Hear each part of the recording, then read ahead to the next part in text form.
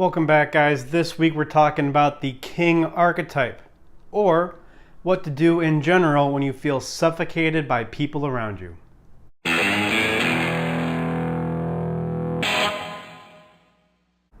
Part 2 in our series on archetypes. Last week we did the intro, what is an archetype, where it comes from, and this week we're going to talk about the king archetype of the 4 main archetypes: King, Warrior, Magician, Lover. Of course there are others, and we're going to be talking about 2 more today that are in somewhat related to the king archetype. But first, how do you even know if you are a king archetype? Well, that's the thing. We all incorporate some aspects of the king at some point, but others are predominantly more of a king archetype than others. And it is when you are what? Here. Higher on compassion. This is King, Warrior, Magician, Lover. So you're higher on compassion. That's what this is. You have more of a nurturing emotional energy. You handle your anger much better than you handle your anxiety. This is often confused for being more feminine, but there are more masculine ways to be compassionate. We often just assume that this is feminine, although it's not necessarily so. It may kind of be. And you're also more analytical in your decision making, as represented by the right side up triangle. Upside down triangle is more intuitive, based on experience. This is more analytical, more ethical, based on principles, based on knowledge. So you find yourself up here, and you tend to have the energy. You tend to come off as more of a king. There's 2 other similar archetypes. There's just a lot of ways of categorizing these different patterns, these different modes of being that we call archetypes. The ruler, you probably heard that one before. The ruler, that's probably more here. And then the caregiver, you probably heard of that one before. It's probably more up here. Partially king, partially lover. Ruler is more of a partially king, partially warrior, which we'll probably get into next week. But what are some attributes of the king? Or I guess we'll just say conscious attributes. I could add another axis to this, a z-axis. Let's see if I can do that now. Let's see how good this is going to look to make this 3D. So this is the z-axis, and I'll do a dotted line to show that there's depth to this now. That's in the back. And more of a conscious form, more of the light side of the king archetype. This is more of a dark side, unconscious. But let's go to some conscious attributes, conscious traits of a king. He's benevolent. However, when this becomes dark, when you become unconscious with this, then you can be too nice, you get pushed around.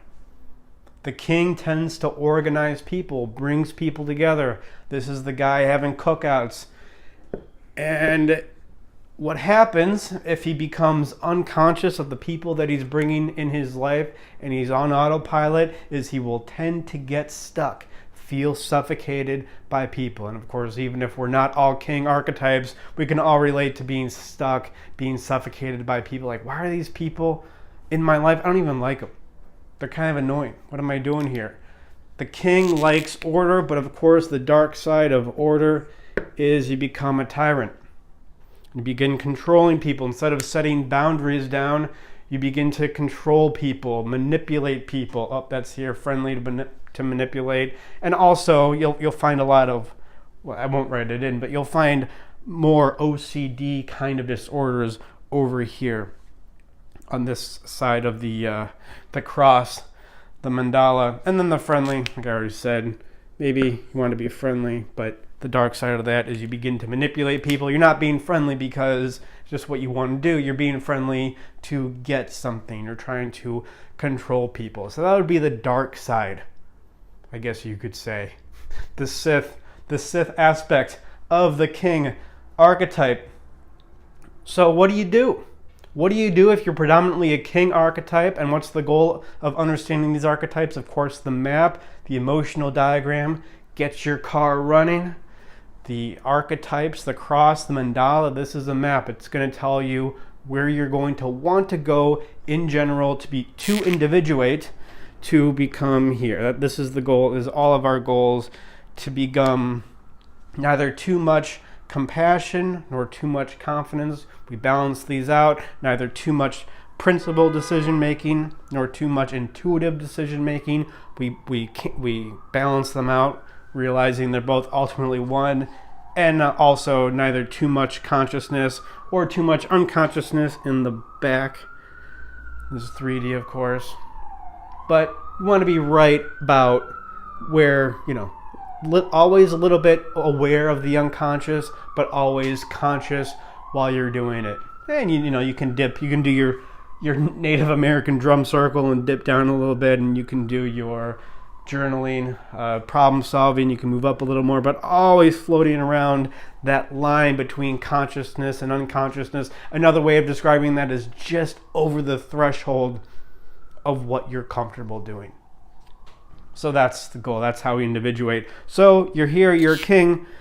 What do? Right? You incorporate the magician, because that's the opposite archetype, and it's always interesting. And it's not just stories and myth and fairy tales, but this is how actually kingdoms would used to operate. And I think they still operate that way now, even though even in the West we don't have kingdoms. Is what was the one person in the kingdom who could be honest with the king without getting punished for it?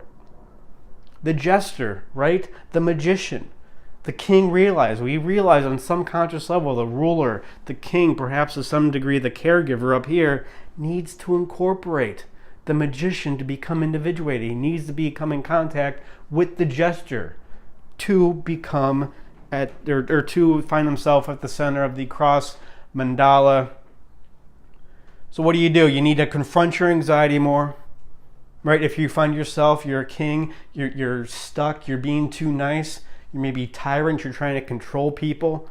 This is a weird one, because often you see yourself as benevolent, yet you're trying to control people, you're manipulating people. What do? You have to confront your anxiety more often. You have a much more difficult time managing anxiety as a king than you do managing anger, turning it into compassion. And how do you do it? In an intuitive way. You're creative about it. You don't just go back to your old routine. You create a new routine. You think about it abstractly. You get different perspectives. Instead of reading books, you go and you listen to other people, preferably people who tend to be more of a magician than you are, or at least less of a king. And what I found in typical king archetypes, when they want to improve, you want to get unstuck. You want to not be too much of a tyrant. You find yourself being too nice. Is what this looks like is cutting people off from your life. That's what it looks like, generally. But specifically what you do is you confront your anxiety and you do it in a creative way. A very left brain analytical way of being creative is the brainstorm. So you come up with a list of 8 things you could do to confront your anxiety, to look at what you're avoiding. Or you may have to, you may have been stuck in king for so long, you don't even know what you're avoiding. You may need to come up with a list of what even am I avoiding? And then how do you confront this anxiety? And it's going to be more beneficial to incorporate the magician to do it in a creative way. So you brainstorm, you list out 8 things, you throw out 1 through 4. You really don't even start looking at solutions until you get to 6, 7, 8, 9, 10. The more you list, the more creative the solutions are going to be. And that's going to be your way towards magician, towards individuation, if you are a king. But again, it's going to look mostly like cutting people off. You're suffocated, you're surrounded by people. If you're a king, you're good at being this is kind of like a politician. This is sort of the politician guy. So what does the politician need to do to become more individuated? He needs to be brutally honest.